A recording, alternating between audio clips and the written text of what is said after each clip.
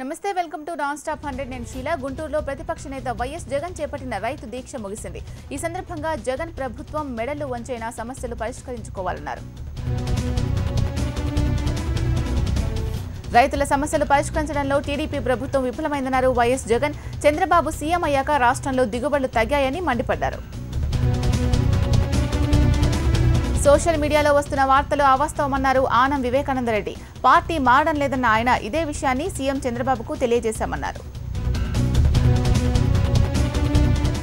మిరపకాయ అంటే తెలియని జగన్ రైతులను మోసం చేయడానికే రైతు దీక్ష చేస్తున్నాడని ఆనం వివేకానందరెడ్డి మండిపడ్డారు.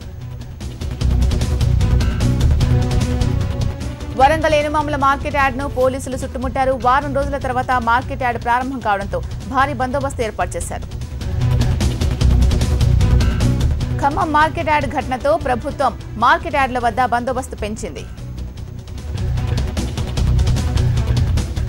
ఆధార్ కార్డు పట్టాదారు పాస్ పుస్తకం ఉన్న రైతులనే లోనికి అనుమతిస్తుండటంతో రైతులు ఆందోళన వ్యక్తం చేస్తున్నారు.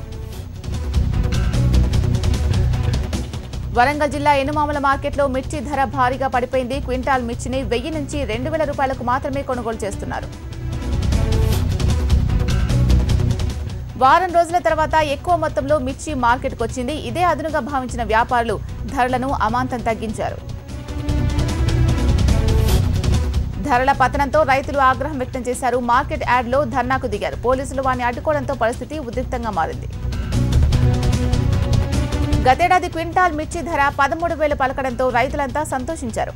ఈసారి కూడా అంతే స్థాయిలో ధరలు వస్తాయనుకుంటే వారిని నిరుత్సాహానికి గురిచేశాయి. క్వింటాల్ మిర్చికి 2,000 అంటే రైతులు జీర్ణించుకోలేకపోతున్నారు. ధరలను దారుణంగా తగ్గిస్తున్నారన్న వ్యాపారులు అధికారులపై మండిపడ్డారు. జయశంకర్ జిల్లా ములుగులో మిర్చి రైతులు ఆందోళనకు దిగారు. మద్దతు ధర కల్పించాలని జాతీయ రహదారిపై రాస్తారోకో చేశారు. ఆందోళనకు దిగిన రైతులు రోడ్డు మీదే మిర్చిని తగులబెట్టారు. ప్రభుత్వానికి వ్యతిరేకంగా నినాదాలు చేశారు. దీంతో ట్రాఫిక్ కు తీవ్ర అంతరాయం ఏర్పడింది.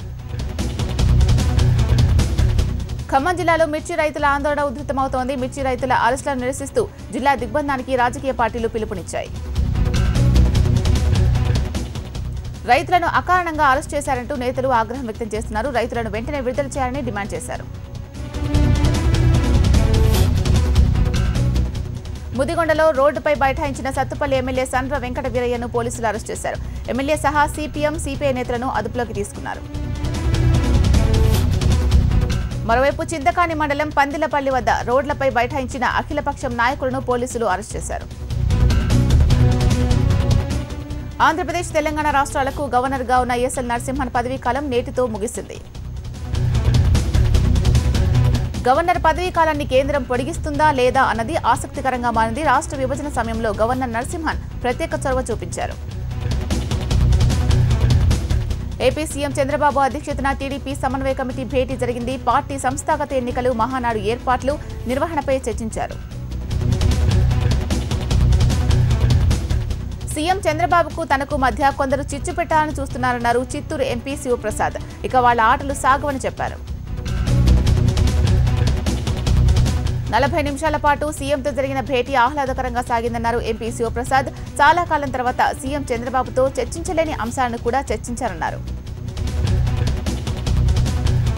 ఎంఐఎం అధినేత అసదుద్దీన్ ఓవైసీ వ్యాఖ్యలకు కౌంటర్ ఇచ్చారు బీజేపీ అధికార ప్రతినిధి కృష్ణసాగర్ రావు. బీజేపీ మత రాజకీయాలు చేస్తుందన్న అసద్ వ్యాఖ్యలను ఆయన ఖండించారు.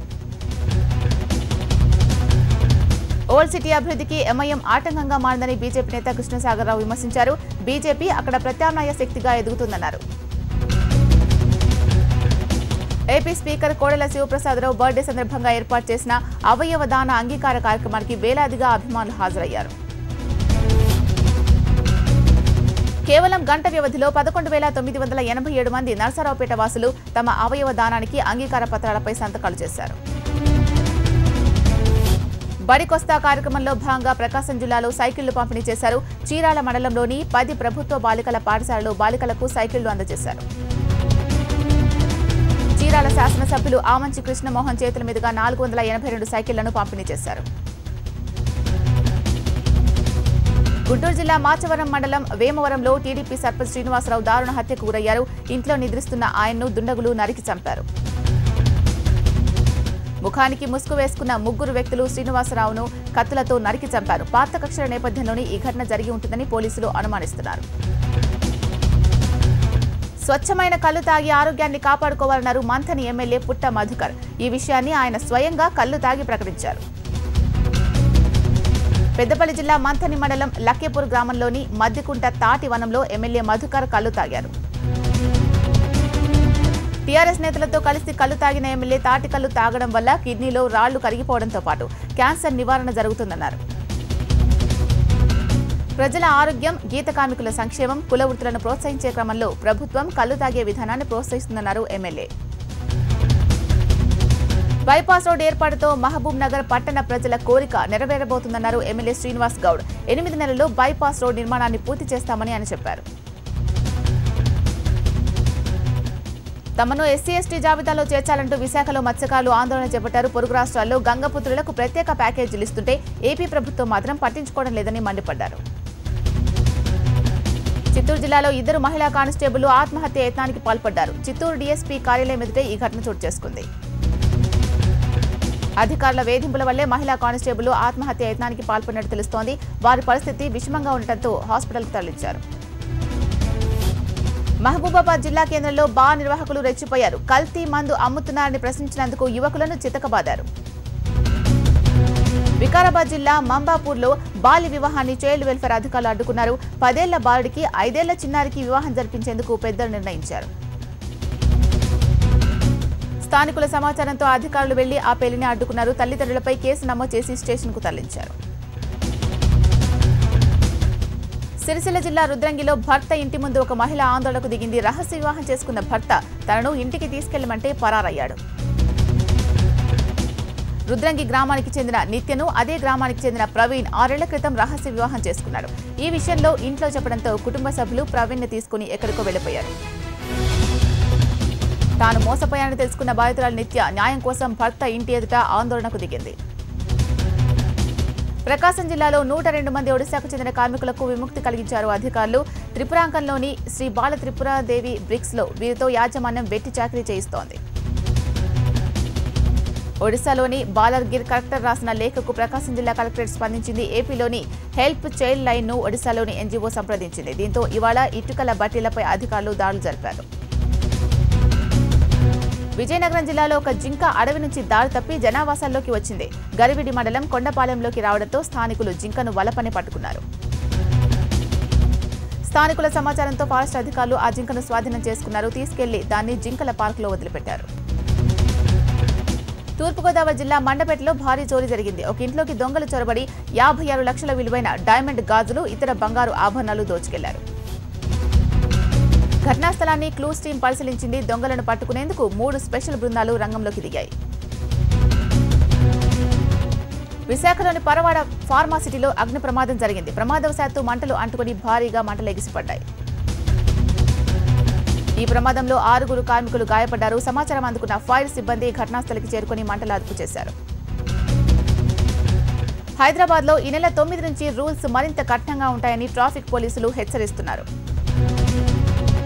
12 పాయింట్లు దాటితే తాత్కాలికంగా డ్రైవింగ్ లైసెన్స్ రద్దు చేయనున్నారు ట్రాఫిక్ పోలీసులు. ఇలాంటి వారిలో మార్పు రాకుంటే శాశ్వతంగా లైసెన్స్ రద్దు అవుతుందన్నారు. అనంతపురం జిల్లా పుట్టపర్తిలో గంగమ్మకు మొక్కులు చెల్లించారు భక్తులు. గంగమ్మ, వీరజనీయ స్వాములకు బోనాలు సమర్పించారు. తిరుమల శ్రీవారిని సినీ ప్రముఖులు దర్శించుకున్నారు. జూనియర్ ఎన్టీఆర్ సతీ సమేతంగా దర్శించుకున్నారు. వీరితో పాటు దర్శకుడు కొరటాల శివ కూడా శ్రీవారి సేవలో పాల్గొన్నారు. తెలంగాణలో సిమెంట్ ధరలకు రెక్కలొచ్చాయి. నెల రోజుల వ్యవధిలో బస్తా సిమెంట్ ధర 60 నుంచి 100 రూపాయల వరకు పెరిగింది. మార్కెట్లో బస్తా సిమెంట్ 260 నుంచి 270 రూపాయలు ఉండగా తాజాగా అది 320 నుంచి 375 రూపాయలకు పెరిగింది. సిమెంట్ ధరల పెంపుతో భవన నిర్మాణదారులు గగ్గోలు పెడుతున్నారు. నిర్మాణ రంగంపై ప్రభావం తీవ్రంగా ఉంటుందని ఆందోళన వ్యక్తం చేస్తున్నారు. భారత్ పాక్ సరిహద్దులోని వాఘా బార్డర్ చెక్పోస్ట్ను ఎంపీలు అమర్ సింగ్, శశిధరూర్ సందర్శించారు. ఇరు దేశాల సైనిక దళాల కవాతును ఎంపీలు అమర్ సింగ్, శశిధరూర్ తిలకించారు. సైనిక అధికారులతో ముచ్చటించారు. ఇద్దరు భారత్ సైనికులను కిరాతకంగా చంపేసిన పాక్తో భారత్ అన్ని సంబంధాలను తెగదించుకోవాలని అమర్ సింగ్ డిమాండ్ చేశారు. పాక్ పైశాచిక దాడుల్లో ప్రాణాలు కోల్పోయిన ప్రేమ్ సాగర్, పరంజిత్ సింగ్ల మృతదేహాలను జమ్మూ కాశ్మీర్కు తరలించారు. నిన్నటి వరకు తమతో పాటు శత్రు దేశంపై పోరాడిన జవాన్ల మృతదేహాల తరలింపు సమయంలో అక్కడి జవాన్లు భావోద్వేగానికి లోనయ్యారు.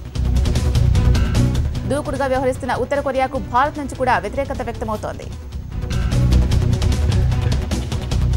ఆ దేశ అధ్యక్షుడు కిమ్ జాంగ్ ఉన్కు తెలిసి వచ్చేలా ఒక ఆకస్మిక నిర్ణయంతో మోడీ ప్రభుత్వం సడన్ షాక్ ఇచ్చింది. అంతర్జాతీయ నిబంధనలకు అనుగుణంగా ఉత్తర కొరియా సైనికాధికారులకు భారతదేశంలోని ప్రధాన భాషల్లో శిక్షణ ఇవ్వడం జరుగుతోంది. 2008 నుంచి మహారాష్ట్రలో ఉత్తర కొరియా సైనికాధికారులు పలు దఫాలుగా భారతీయ భాషల్లో శిక్షణ తీసుకుంటున్నారు. ఇటీవల ఏర్పడిన పరిణామాలతో ఉత్తర కొరియా వైరి దేశం దక్షిణ కొరియా భారత్కు ఒక విన్నపం చేసింది. ఉత్తర కొరియా సైన్యానికి భారతీయ భాషలు నేర్పడం ఆపేయాలని, ఆ దేశ సైన్యానికి ఉపకరించేలా ఎటువంటి సహాయం చేయకూడదని ప్రభుత్వానికి విన్నపించింది. ఐక్యరాజ్య సమితి సూచనలు, దక్షిణ కొరియా విన్నపాన్ని దృష్టిలో పెట్టుకుని మోడీ ఈ నిర్ణయం తీసుకున్నారు. ఉత్తర కొరియా సైన్యానికి ఇకపై భారతీయ భాషలు నేర్పేది లేదని, శిక్షణను తక్షణమే నిలిపేస్తున్నామంటూ ప్రకటించింది. అమెరికాలో మరోసారి జాతి విద్వేష జ్వాలలు ఎగిసిపడ్డాయి. నల్ల జాతీయులపై విచక్షణారహితంగా కాల్పులు జరిగాయి.